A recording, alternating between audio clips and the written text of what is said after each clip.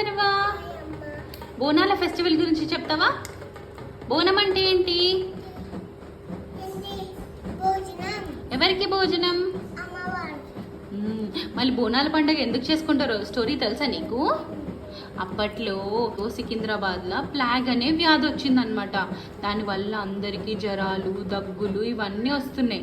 అయితే మన సోల్జర్స్లు అప్పుడు అక్కడ ఉజ్జయిన్లో మహంకాళి టెంపుల్కి వెళ్ళి, అమ్మ అందరినీ చల్లగా చూడు, అందరికీ వ్యాధి తగ్గిపోతే నీకు గుడి కట్టిస్తాము, జాతర చేస్తామని మొక్కుకుంటారనమాట. అయితే కొన్ని రోజుల తర్వాత అందరికీ వ్యాధి తగ్గిపోతుంది. అప్పుడు వాళ్ళు సికింద్రాబాద్ వచ్చి అమ్మవారి కాళీమాత విగ్రహాన్ని ప్రతిష్ఠించి గుడి కట్టి బోనాల జాతర చేస్తారు. బోనాలు ఎప్పుడు చేస్తారు? ఏ మాసంలో చేస్తారు? ఆషాఢ మాసంలో చేస్తారు. మళ్ళీ బోనం ఎట్లా చేస్తారు? 2 కుండలకి ఏం రాస్తారు? పసుపు రాసి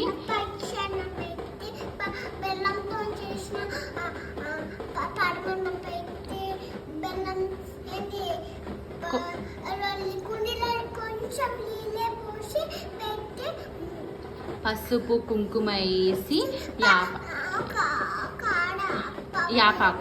యాపాకులు వేసి బోనం తయారు చేస్తారు. దాని మీద దీపం పెట్టి నెత్తి మీద ఎత్తుకొని పోతారు. సో ఆ పసుపు కుంకుమ యాంటీసెప్టిక్ లాగా పనిచేసి ఏమన్నా కోల్డ్, ఫ్లూ అలాంటివి ఉంటే తొలగిస్తుంది అనమాట.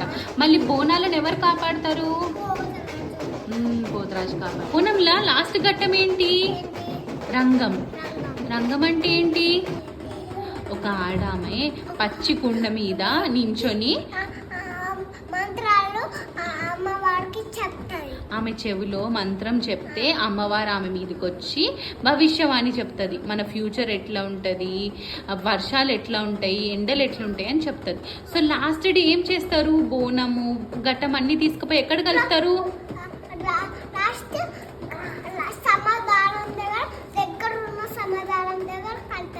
సముద్రంలో కలిపేస్తారు. మళ్ళీ అందరికీ హ్యాపీ బోనాల పండగ అని చెప్పు.